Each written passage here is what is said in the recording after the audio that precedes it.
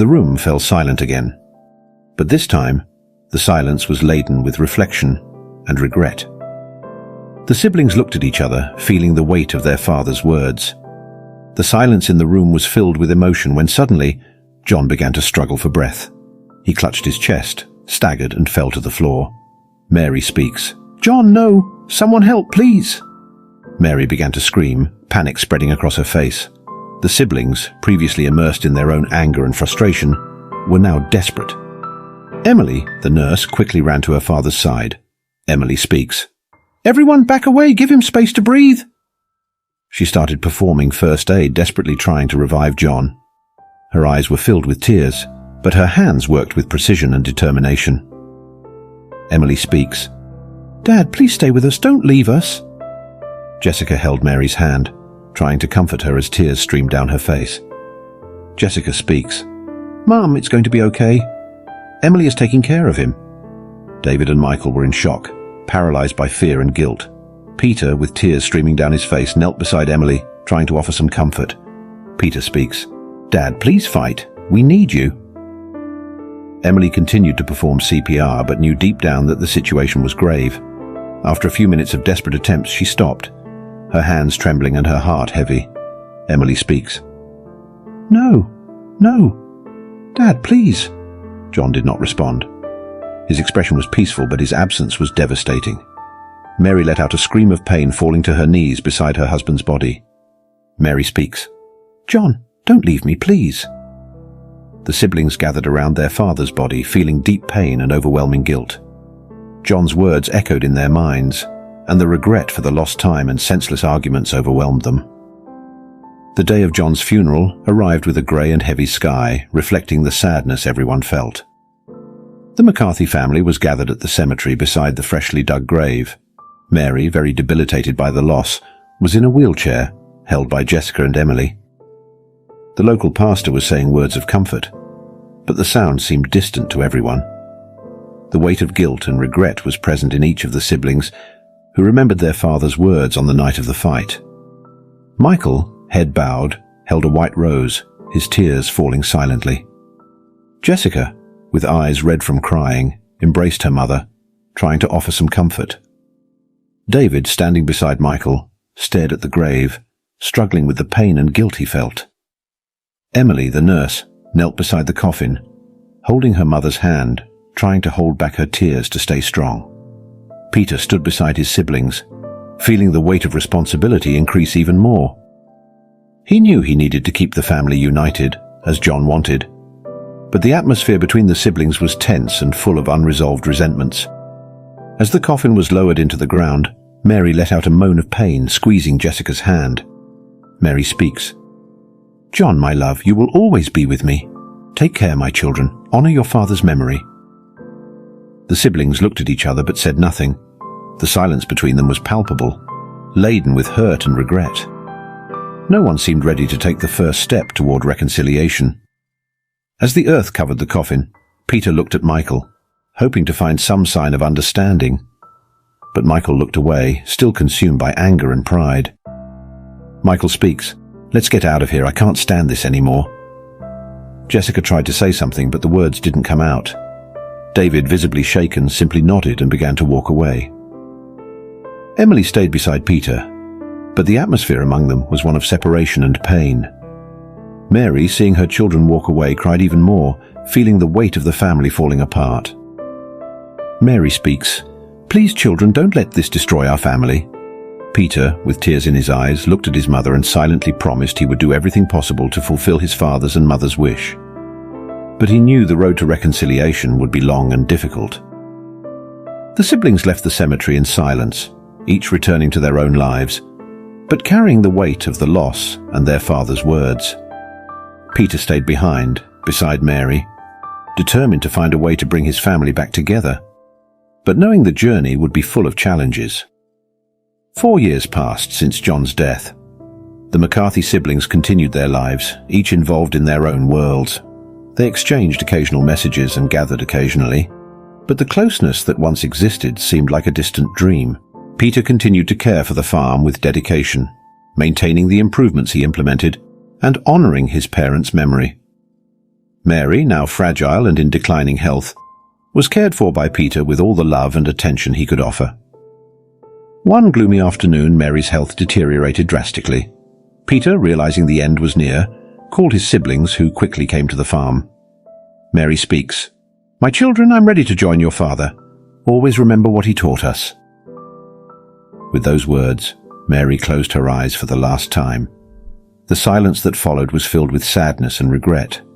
The siblings, now adults with their own families and careers, felt the weight of loss and the distance that had grown between them. Mary's funeral was simple, reflecting the humble life she and John had led. The siblings gathered again at the cemetery, but this time the atmosphere was cold and distant. Each was lost in their own thoughts and feelings of guilt. Michael, still consumed by work, maintained a serious and distant expression. Jessica, immersed in her artistic career, seemed to be in another world, her mind wandering far away. David, always the scientist, looked at the grave with an expression of resignation. Emily, the nurse, tried to keep her composure, but her tears betrayed her pain. Peter, now alone with the responsibility of the farm, felt the weight of being the only one to maintain his parents' legacy. He looked at his siblings, seeking some sign of reconciliation, but all he found were cold and distant faces. Peter speaks. "We're all here again, but it feels like we're more distant than ever," Michael speaks. "Now is not the time for this, Peter. Let's say goodbye to our mother and move on." Jessica speaks. "Yes, we all have our own lives now. There's no point in trying to revive the past." David speaks. "I agree. We should respect our parents' memory, but we need to follow our own paths." Emily speaks. "Please, can we at least try to meet more often? We're a family after all." But her words fell on deaf ears. The siblings exchanged quick, uninterested looks before starting to disperse, each returning to their own concerns and responsibilities. Peter stayed alone in the cemetery after the burial, looking at his parents' graves. He felt deep sadness and loneliness, knowing that despite all his efforts, the family was more fragmented than ever. Peter speaks. "I promised Dad and Mum that I won't give up. I'll keep trying to keep our family united." As the sun set, Peter remained by the graves, reflecting on the future and the challenges that still lay ahead. In the days that followed, Peter noticed that his Aunt Margaret, who had always been his right hand on the farm, was acting strange and sad. Margaret had been a constant presence during the family disputes, but she always kept a certain distance, as if something deeply troubled her. Peter watched Margaret, often lost in thought, her eyes filled with a sadness he couldn't understand. She seemed distressed, frequently looking at John and Mary's graves with a heavy and worried gaze. Peter speaks. "Aunt Margaret, are you okay? You seem very thoughtful lately." Margaret, surprised by the question, forced a smile. Margaret speaks. "I'm fine, dear, just dealing with many memories." But Peter knew there was more. He saw the pain in his aunt's eyes, a pain he felt was tied to something deeper, something that had yet to be revealed. The years passed and life on the farm continued. Peter, now a grown man, remained single and lonely, dedicating himself to the farm with the constant support of his Aunt Margaret. She became his faithful companion, friend and advisor, helping him overcome difficulties and maintain the family legacy.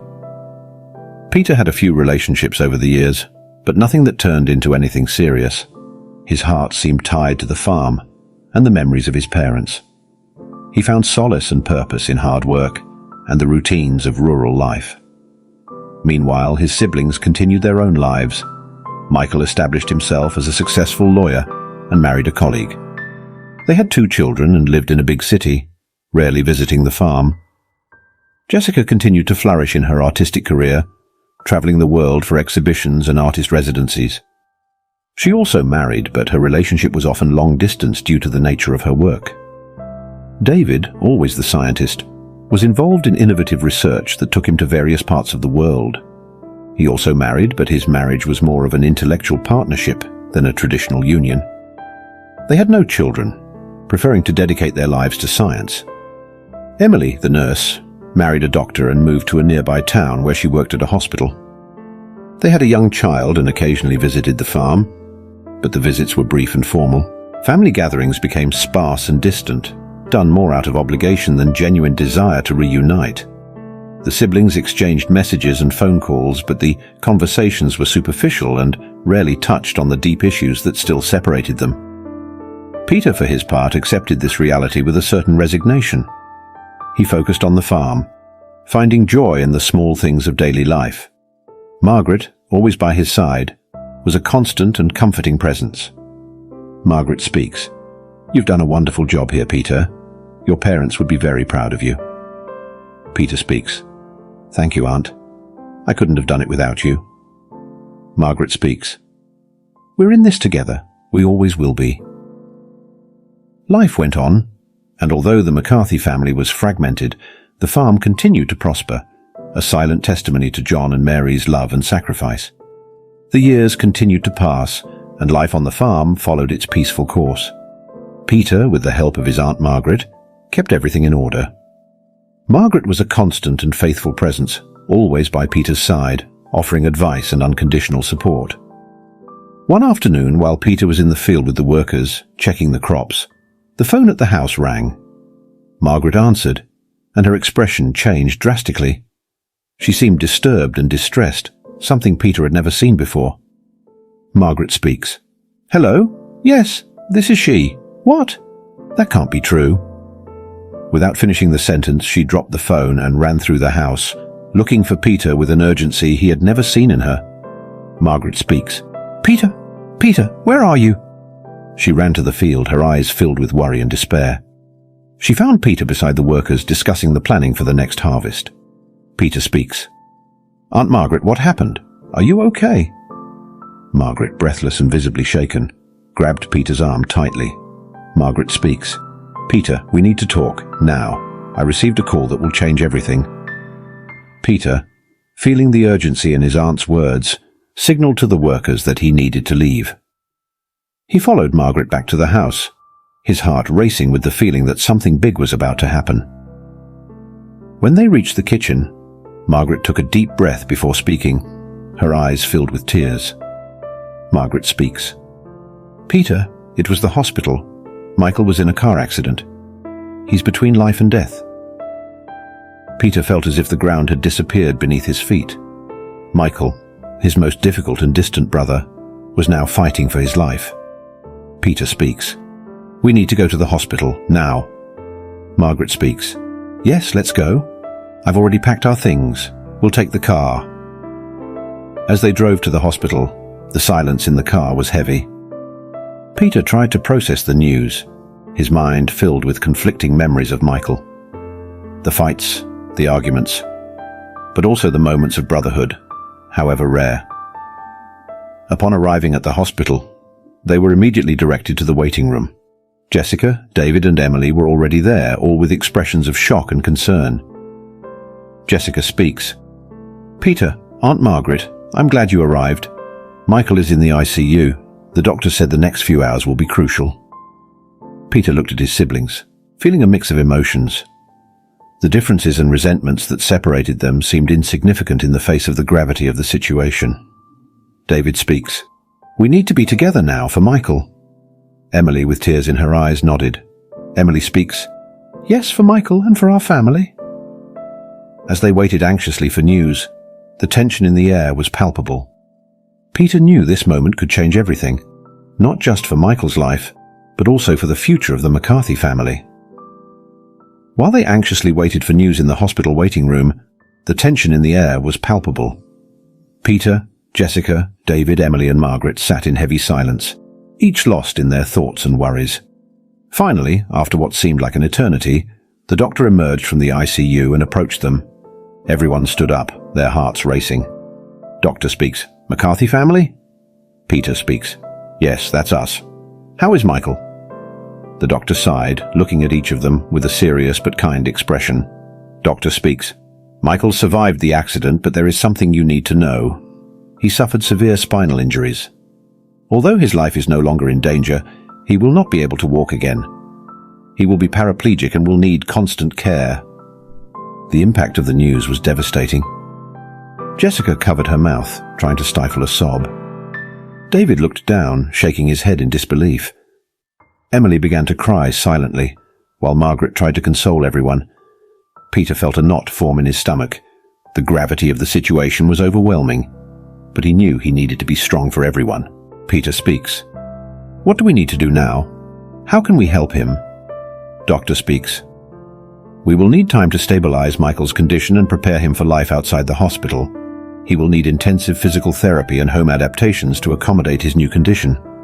It's crucial that he has emotional and physical support. Jessica speaks. We will do whatever it takes. Michael won't be alone. David speaks. We need to ensure he has everything he needs to adapt to this new reality. Emily speaks. Yes, we will take care of him together. Margaret, with tears in her eyes, held Peter's hand. Margaret speaks. We will get through this, Peter. We will do whatever it takes to help Michael. Peter nodded, feeling the weight of responsibility. He knew everyone's life would change drastically. After 2 weeks in the hospital, Michael was discharged to return home. However, due to his new condition, he had to be taken to the farm, where Peter and Aunt Margaret could care for him. The journey back was silent and tense, everyone aware of the challenges ahead. The first days on the farm were difficult. Michael, accustomed to the independence and hectic life of the city, struggled to accept his new reality. He was bitter and resentful, often refusing help from Peter and Margaret. Michael speaks. I don't need your help, Peter. I can do this on my own. Peter speaks. Michael, please let us help. We're all in this together. Margaret speaks. We're here for you, Michael. It's a tough time, but together we can get through it. But Michael refused to accept, his frustration manifesting in outbursts of anger and despair. Every day, Peter and Margaret did their best to care for him, but the situation was exhausting for everyone. During this period, Peter discovered a dark secret about Michael's life before the accident. While organizing some of Michael's belongings, Peter found a pile of debt letters, eviction notices, and bank statements, revealing a disturbing truth. Michael was bankrupt. He had spent large sums of money on brothels and gambling, accumulating enormous debts that he had no way to pay. The reality of his financial situation only exacerbated his frustration and despair. Peter confronted Michael with what he had discovered, hoping the truth could open a path to reconciliation. Peter speaks. Michael, I found these documents. You're bankrupt, and you need help not just physically, but also financially. Why didn't you tell us? Michael, with tears of anger and shame in his eyes, speaks. Do you think I wanted everyone to know? I'm a complete failure, Peter. A total failure. Peter, staying calm, tried to console his brother. No, Michael, you're not a failure. We all make mistakes. But now we need to unite and find a solution. We're a family. The truth about Michael's bankruptcy brought a new layer of complexity to life on the farm. Peter and Margaret doubled their efforts to help Michael, but he continued to resist, his shame and wounded pride creating an almost insurmountable barrier. Margaret, watching everything closely, knew this was a decisive moment for the family. She and Peter needed to find a way to break down the walls Michael had built around himself before the situation became unsustainable. As the tension grew, everyone on the farm felt that something needed to change. But the path to reconciliation and mutual acceptance seemed increasingly difficult and uncertain. Months passed and life on the farm continued to be challenging. Michael, though a bit better physically, still caused problems with his difficult behavior and resistance to accepting help. The siblings visited occasionally, but the visits were brief and often tense. Peter and Margaret did their best to keep the peace and help Michael adjust to his new reality. Despite the difficulties, there were moments of hope and small progress. One morning, while Peter was working in the field, he noticed Margaret in the barn fiddling with an old box. Her expression was worried, almost distressed. Peter felt a growing curiosity and decided to approach. Peter speaks. Aunt Margaret, what are you doing? Margaret, visibly startled, quickly closed the box and hid it behind some tools. She looked at Peter with a shocked and nervous expression. Margaret speaks. Oh, Peter, I was just checking some old things. Nothing important. Peter could see that something was wrong. The box seemed to have a special meaning, something Margaret clearly didn't want him to see. Peter speaks. Aunt, are you okay? You seem worried. Margaret tried to smile, but her smile was tense and unconvincing. Margaret speaks. I'm fine, dear. Just a little tired, I think. Don't worry. Peter knew there was more to the story. The The way Margaret hid the box and her startled expression indicated she was hiding a secret. A secret that somehow seemed important. Peter speaks. "If you need anything, I'll be here, always." Margaret nodded, but Peter could see she was still uneasy. He walked away but couldn't help looking back, feeling that something big was about to be revealed. As he walked back to the house, the thought of the box and Margaret's strange behavior wouldn't leave Peter's mind. He knew he needed to find out what was happening, but he also knew he needed to be patient. Suspense was in the air, and Peter felt that his aunt's secret could change everything. But for now, all he could do was wait and be prepared for whatever came to light. Time passed, and 4 months had gone by since Michael returned to the farm. Life followed its course, with challenges and small victories. Michael still caused problems, but he was slowly starting to accept his new reality, though reluctantly. One day, during a family lunch, Emily brought news that filled everyone with joy. Emily speaks. "I have some news for everyone. I'm going to be a mother." The news brought smiles and celebrations. Michael, despite his condition, managed to smile genuinely for the first time in months. Jessica and David congratulated Emily, and even Peter felt a warmth in his heart, seeing the happiness around the table. Peter speaks. "Congratulations, Emily. I'm sure you'll be a wonderful mother." Margaret also joined in the congratulations, but Peter noticed something strange about her. His aunt was increasingly reserved and seemed distracted, even during moments of joy.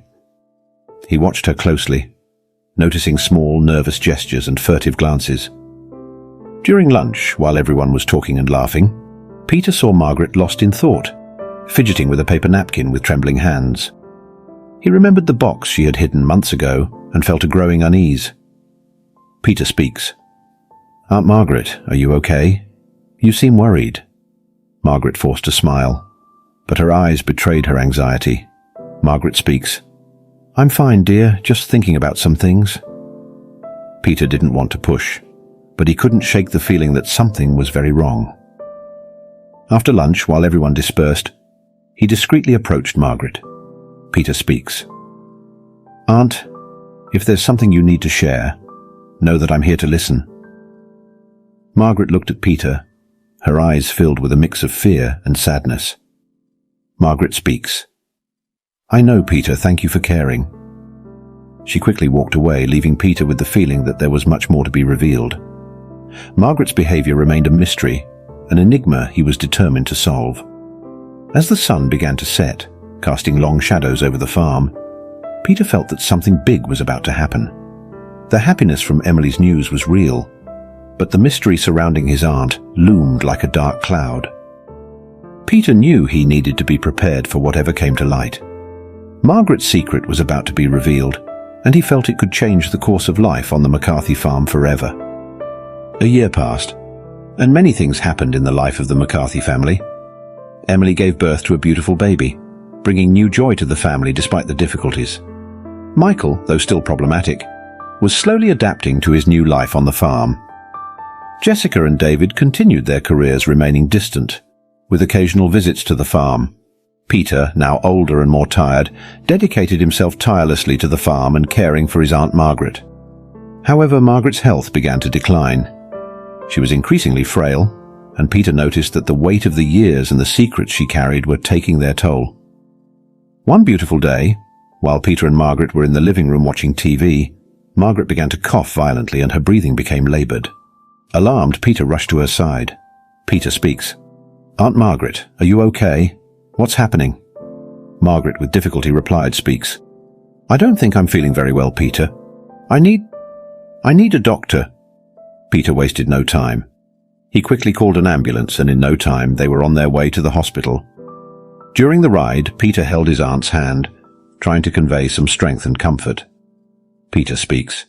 "It's going to be okay, Aunt. We're going to the hospital. They'll take care of you." Margaret looked at Peter with eyes full of sadness and a touch of resignation. She knew she was very sick, but there was something else that worried her. Margaret speaks. "Peter, there's something I need to tell you. Something I've hidden for many years." Peter, feeling a chill down his spine, squeezed her hand more tightly. Peter speaks. "Not now, Aunt. Let's focus on getting you better first." Margaret shook her head, insisting Speaks. No, Peter, it's important. I don't know how much time I have left. The secret I kept... It's in the box in the attic. You need to know the truth.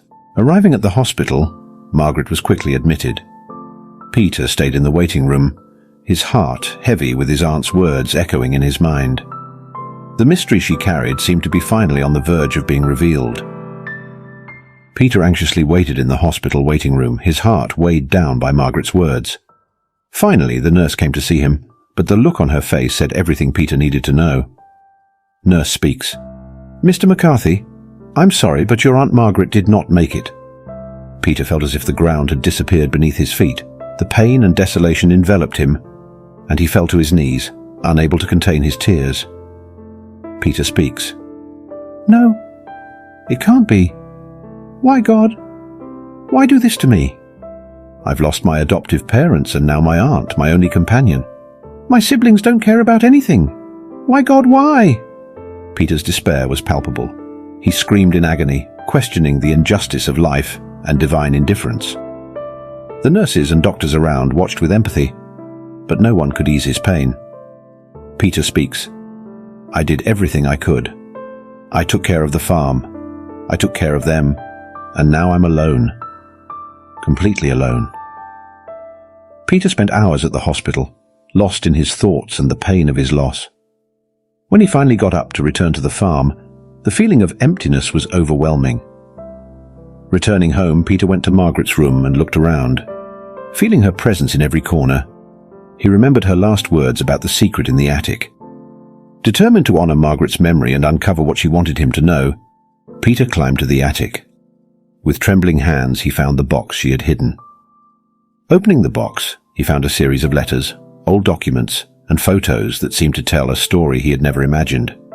But at that moment, the pain of the loss was stronger than curiosity. He held the documents, feeling the need for closure, but knowing he needed time to process everything. Peter, kneeling in the attic, looked up at the sky through the dusty window. Peter Speaks. Please, God, give me strength. I need to understand why all this is happening. I need to find a purpose to continue. The attic remained silent, but Peter felt a renewed determination growing within him. He knew that despite everything, he needed to continue, needed to unravel the mystery Margaret had left behind. Above all, he needed to keep his family's legacy alive, no matter how difficult the path ahead might be. The day of Aunt Margaret's funeral arrived with a cloudy sky, reflecting Peter's state of mind. The siblings, distant and disinterested, did not attend the wake. They sent only wreaths of flowers as a gesture of condolences, but their absence spoke louder than any words. Peter was desolate. He felt abandoned and alone. His only company at that moment were the farm workers, who also respected and admired Margaret. The funeral was simple and silent, a humble tribute to a woman who had dedicated her life to the family and the farm. Peter, with eyes full of tears, said a few words as he looked at the freshly dug grave. Peter Speaks. Aunt Margaret, you were more than an aunt to me. You were my friend, my advisor, my support. I promise to honor your memory and take care of the farm as you always wanted. After the funeral, the workers offered words of comfort before dispersing. Peter, feeling the overwhelming weight of loneliness, returned to the house that now seemed strangely empty. He sat in the living room, his heart heavy with sadness. Memories of Margaret filled his mind, and he knew he needed to face the secret she had mentioned before passing away. Slowly, he climbed to the attic where he had found the mysterious box months before. With trembling hands, Peter opened the box. Inside, he found several old documents, photos, and, at the bottom, a letter. The handwriting on the letter was unmistakable. Speaks. It was from Margaret. Peter, with his heart pounding, took the letter and sat back in the living room. He took a deep breath before starting to open the envelope, feeling that he was about to uncover something important, something his aunt had kept secret for so many years. Peter began to read the letter, his eyes moving quickly over the words written with so much care and emotion. Peter opened the letter with trembling hands and began to read, feeling a mix of anxiety and sadness. Dear Peter, if you are reading this letter, it means I'm no longer here. My dear, You have always been the foundation of this family. You took care of me and your adoptive parents throughout your journey. You have always been a special boy, and that's why I need to ask your forgiveness. Forgive me. As I write this, I know I am somewhere in heaven talking to God and trying to explain myself. Peter, you deserve to know the truth. The truth I kept for all these years. Peter began to feel growing despair. My God, what's in this letter, he thought, as his hands trembled. He began to remember details of his childhood, scenes of flashbacks filling his mind speaks, running through the fields of the farm, his adoptive parents smiling, and Margaret always nearby taking care of him with special affection. He remembered the day he learned to ride a bike, with Margaret running beside him, encouraging him. He remembered how she hugged him when he had nightmares, and how she was always there to comfort him in difficult times. Peter returned to the letter, his heart pounding. Peter, there is something you need to know. Something that will change everything you thought about your life. I am your biological mother. When I was young, I was thrown out on the street by my husband. I became pregnant with you, and out of shame and fear, the family decided to hide this truth and arranged for you to be adopted. Your adoptive parents always knew the truth and loved you as if you were their own. I never had the courage to tell you. Until now. Peter was stunned, tears streaming down his face. The revelation was overwhelming, and he felt as if his entire world was collapsing. As he tried to process the information, more memories of his childhood flooded his mind speaks. Margaret taking care of him when he was sick, hugging him when he had a fever, and whispering comforting words during difficult times. She'd always been there for him, more than anyone else. Peter speaks. She is my mother?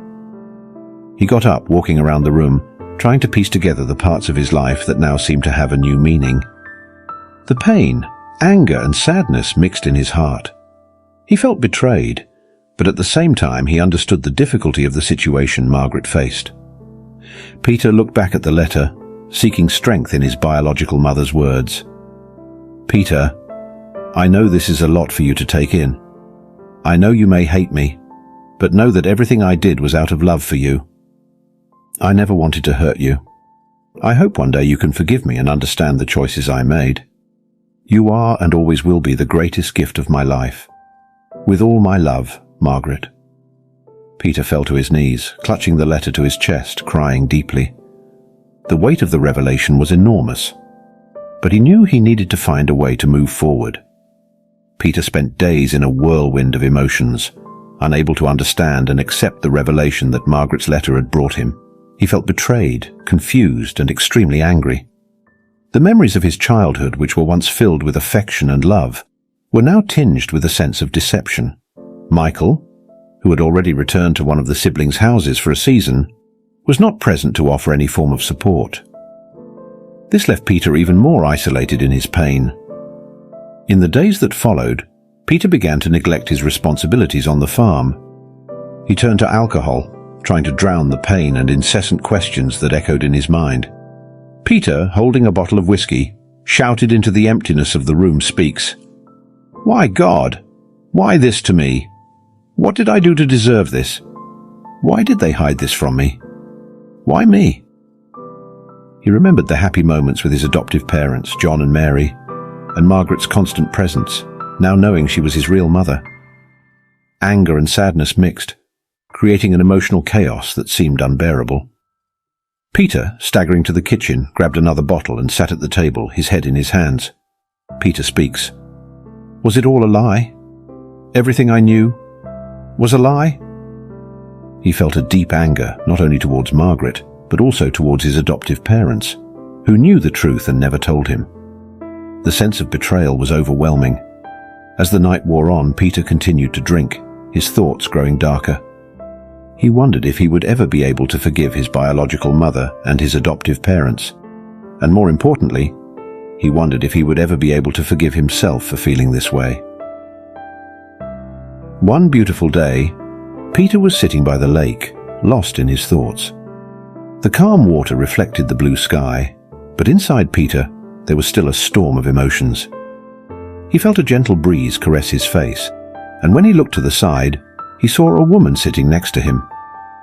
Peter, confused, wondered if he was dreaming. The woman had a calm and serene look, wearing a beautiful white dress that seemed to glow in the sunlight. Although he couldn't see her face clearly, her presence emanated a sense of peace. Woman speaks. Be grateful for everything life has given you. Forgive everyone. You have become a strong and resilient man. Life has given you a chance. You had loving parents and a mother who was always by your side. Stop complaining and continue the legacy that was given to you. The woman's words penetrated deeply into his heart. Peter lowered his head, reflecting on what she said. When he looked up again, the woman had disappeared, as if she had never been there. Peter stood up from the bench by the lake, feeling a new determination rising within him. He knew he needed to leave the past behind and find a way to honor the memory of his family and everyone who loved him. In the following months, Peter began to transform his life. He rebuilt the farm, putting into it the love and dedication his parents and aunt, his true mother, had taught him. He reached out to his siblings and tried to rebuild the bonds that had been broken, although it was a slow and difficult process. 2 years passed since that day by the lake. Peter, now a man with renewed purpose, opened a home for disadvantaged children. He wanted to give these children the chance for a better life, just as he had thanks to the love and sacrifice of his adoptive parents and biological mother. The home for disadvantaged children became a place of hope and renewal. Peter dedicated his time and resources to ensure these children had a bright future. He saw in them the reflection of his own journey and felt a deep connection with each one of them.